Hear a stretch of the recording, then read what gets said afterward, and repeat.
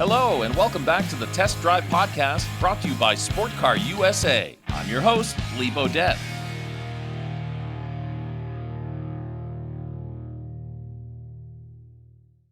Well, hi, everyone.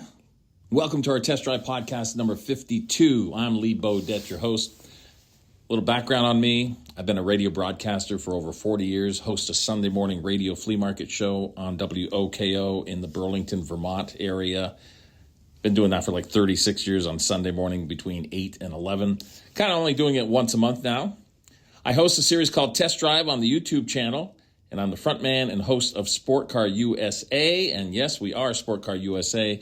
If you're looking to buy or sell a modern muscle car, get a hold of Sport Car USA at sportcarusa.com. And most importantly, I've been a car enthusiast my entire life.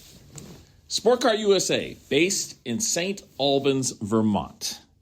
If you aren't familiar with St. Albans, Vermont, or how about Vermont in general, it gets rather chilly, and a lot of snow at times. Not as much snow as we used to get. Nope, we are in December here, and we have had maybe 3-4 inches of snow. The mountains have had a bunch, but they certainly would like to get a lot more. They do a lot of snowmaking here in Vermont these days. When I was growing up, you didn't even know the word snow blowing onto the mountains with those snow guns. They just didn't exist. But we also had a lot of natural snow many years ago. That's not the case anymore. Can you say global warming? Yeah, probably global warming.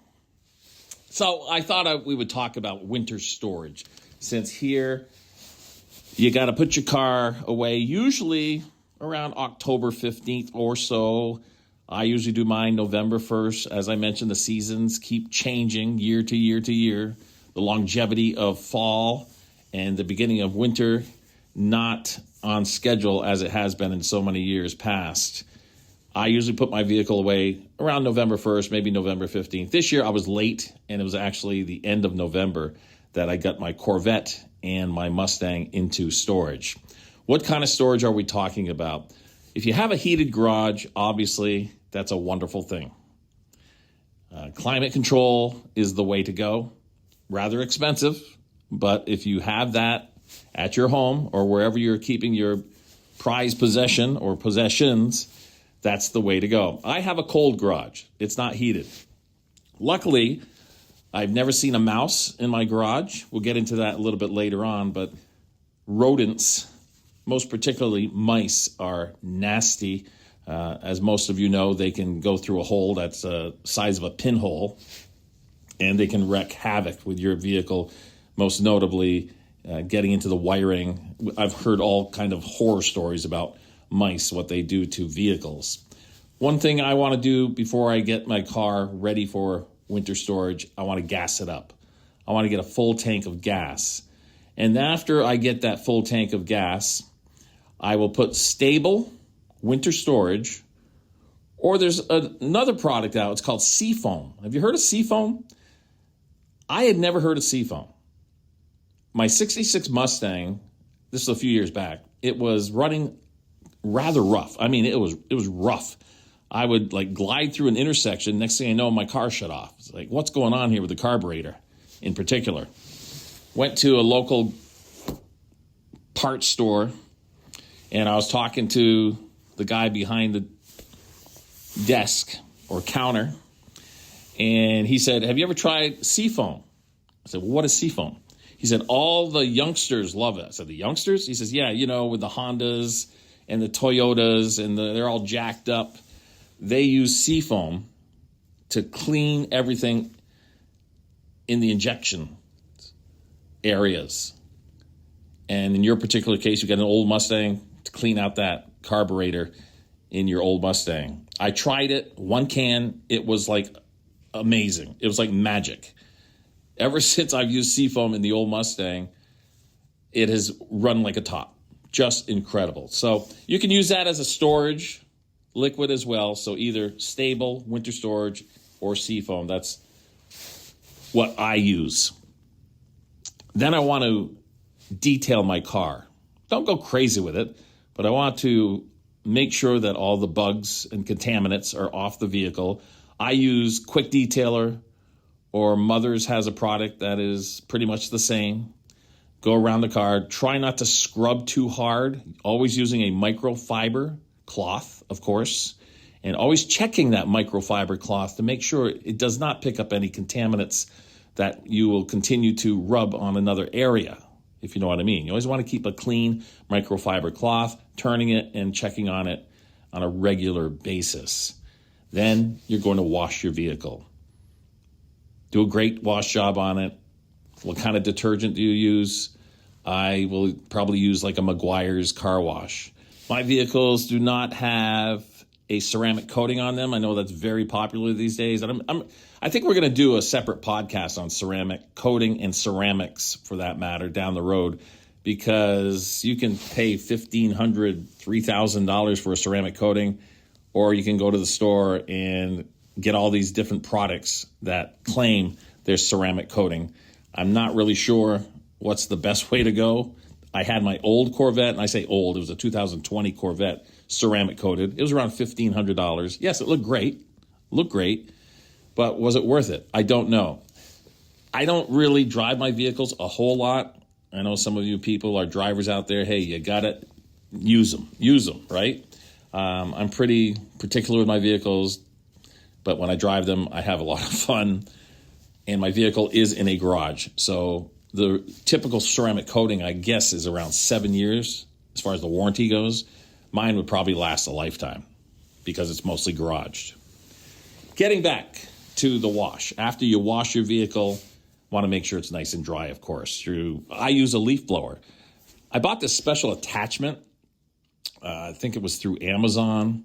I have one of those Echo or Ego, not sure what the name is, but it's a cordless, battery-operated leaf blower.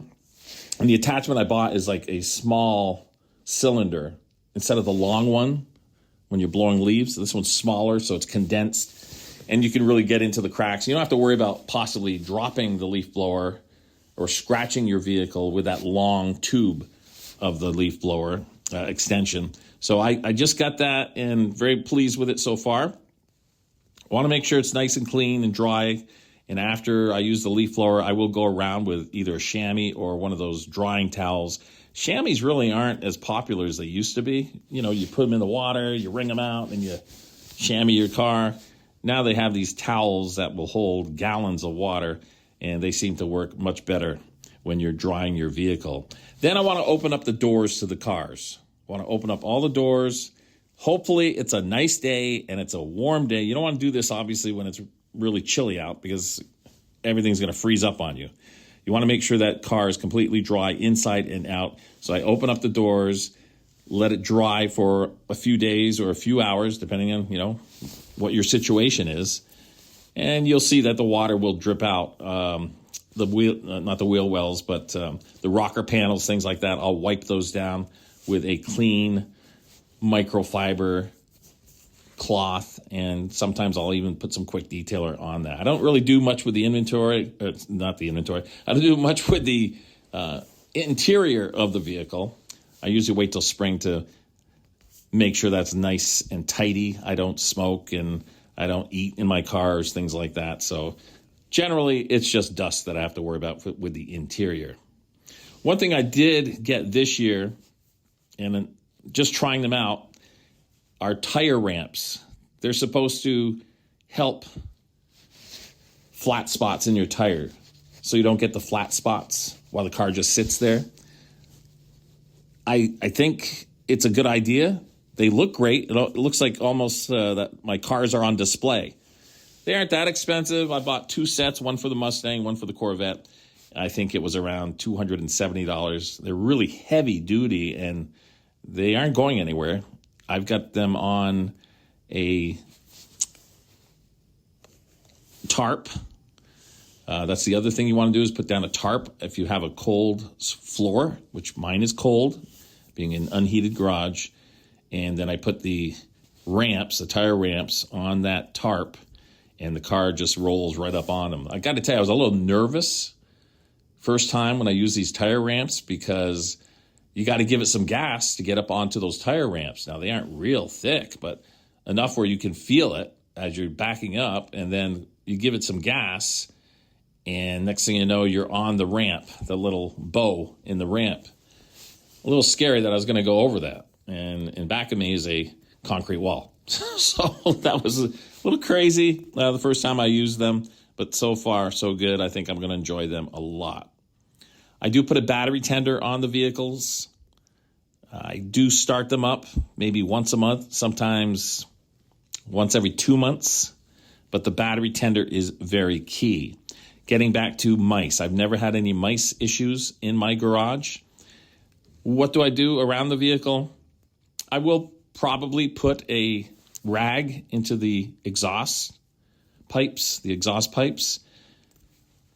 I use Bounce in my old Mustang because the old Mustang has a unique smell to it, kind of an older car smell, if you know what I mean, if you have an older car. And Bounce is very intense, but it doesn't bother me in the old Mustang. I'm not going to put Bounce into my brand new Corvette. I'm not going to do that.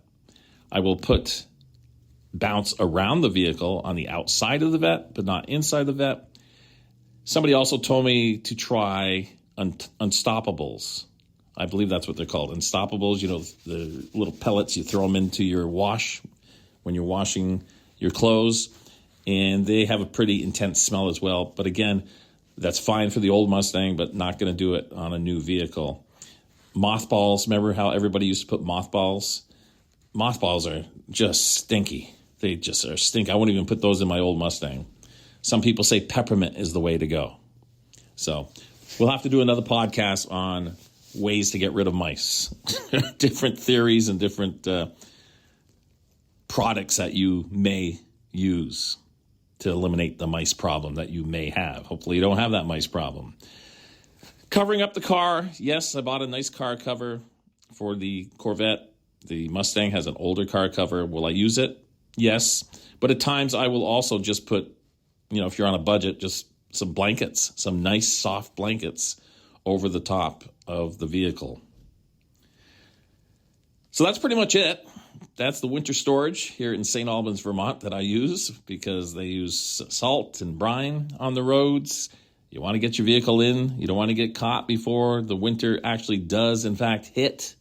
Sometimes I have been caught, and what are you going to do? There's nothing you could do. So don't even worry about cleaning your vehicle. Just make sure it is in storage, and you should be good to go in the springtime to get it all cleaned up.